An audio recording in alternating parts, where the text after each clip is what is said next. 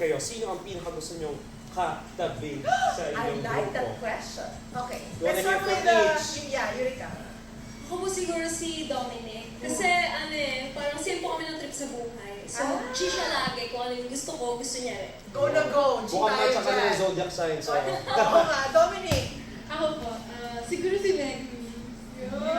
Kasi medyo parehas po kami ng style and magaling po siya magbigay ng energy to the rest. Ay, energetic pala. Oh, kayo naman. And?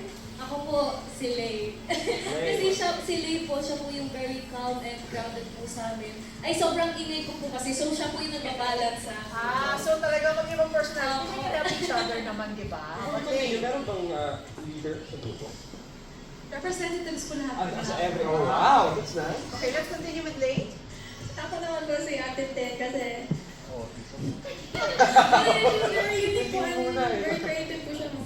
Isip ko na. Nakakahawa ang creativity minsan, ha? How about? Next. Ella. Ako po, Atin. Sorry. Atin. ako po, tingin ko po si Ella.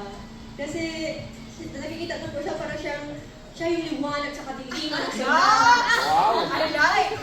Liwanag sa kadiliman. And then? Ako po, si Ate Yura.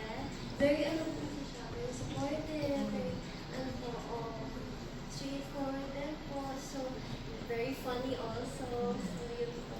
Lumalabas sa mga personality nila. How about? Next. Ako, si Nami po. Kasi she is a ball of sunshine. Siya po talaga yung hindi nawawala ng energy ever. Para siyang kape na lumalakad. Every group needs that. Oo. Pwede sa kape. Nakakailang kape ka sa umaga. Next question.